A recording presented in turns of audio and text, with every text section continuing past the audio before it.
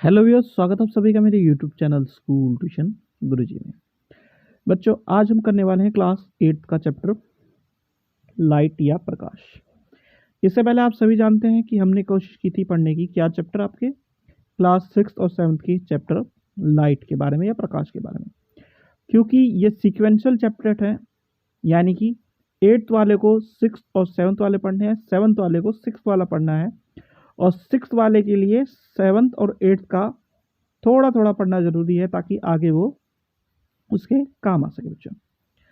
तो बच्चों, basic sense इसमें भी यही बताया गया है कि जो हमारी सेंसेस हैं या ज्ञानेंद्रियां हैं, उसमें दृष्टि जो है या हमारी देखने की शक्ति जो है वो एक महत्वपूर्ण भूमिका निभाती है और उसी से हम क्या देख पाते हैं, किसी चीज को देख पाते हैं। अब देख कैसे पाते हैं बच्चों? तो होता यह है कि जो लाइट है वो किसी सोर्स से एमिट होती है। यानी light may have been emitted by the object और may have been reflected by it. यानी लाइट किसी सोर्स से क्या हो सकती है, या तो उत्सर्जित हो सकती है या परिवर्तित हो सकती है। तो जब वो उत्सर्जित होगी तो क्या होगा, वो किसी की चीज पर टकराएगी, यानी टकरा करके परावर्तित होगी और परावर्तित होकर के जब हमारी आंखों में पड़ेगी तो हम उस वस्तु को देख सकते हैं। और इसमें क्या है बच्चों, a mirror changes the direction of light that falls on it.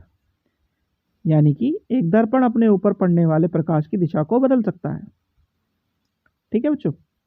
अब इसे जानने के लिए हम एक छोटी सी एक्टिविटी करेंगे बच्चों। इसमें एक्टिविटी में क्या करना है बच्चों कि fix a white sheet of paper on a drawing board और a table, take a comb and close all the opening except one in the middle. You can use a strip of black paper for this purpose. यानी किसी table पर एक सफेद कागज की sheet लगाइए, चित्र अनुसार कंघी के एक दांत छोड़ सभी दांतों पर काला कागज लगाकर बंद कर दें। फिर क्या करना है बच्चों, hold the comb perpendicular to the sheet of paper, throw light from a torch, throw the opening of the comb from one side with slight adjustment of the torch and the comb. You will see a ray of light along the paper on the other side of the comb.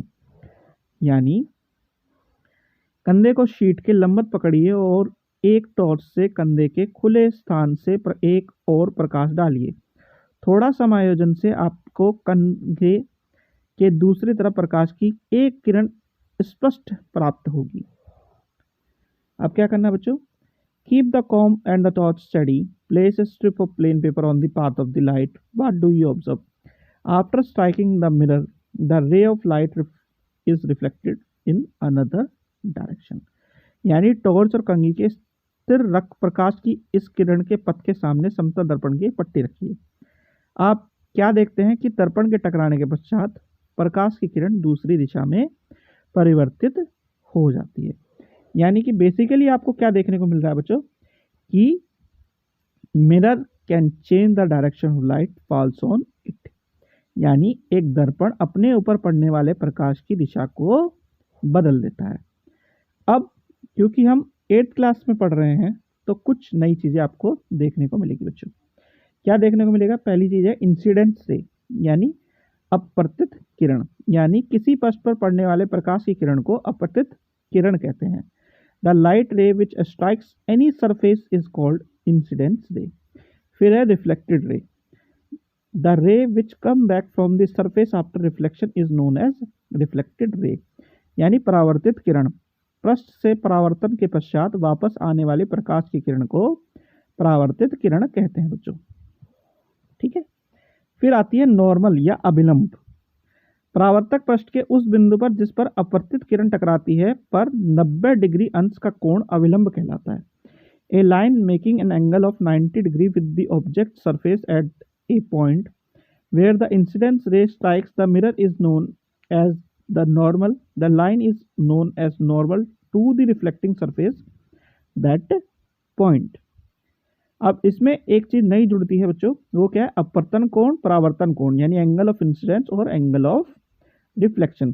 तो पहले पढ़ते हैं बच्चों angle of incidence के बारे में, यानी अपतन कोण के बारे में। अपतित किरण और अविलंब के बीच का कोण अपतन कोण कहलाता है। The angle between the normal and the incidence ray is called angle of incidence बच्चों। फिर है angle of reflection. The angle between the normal and reflected ray is known as angle of reflection. यानी परावर्तन कोण क्या कहलाता है बच्चों? परावर्तित किरण और अविलंब के बीच का कोण परावर्तित कोण कहलाता है बच्चों। तो बच्चों आज क्या जाना हमने? आज जानने की कोशिश की कि दर्पण क्या करता है। दर्पण या मिरर अपने ऊपर पड़ने वाले प्रकाश को क्या करता है? दूसरी दिशा में परावर्तित कर देता है, रिफ्लेक्ट कर देता है।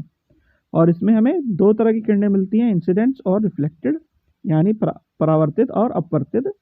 और दो ही कोण मिलते हैं बच्चों, अपवर्तक कोण या परावर्तन कोण, यानी इंसिडेंस कोण और रिफ्लेक्टिंग एंगल बच्चों।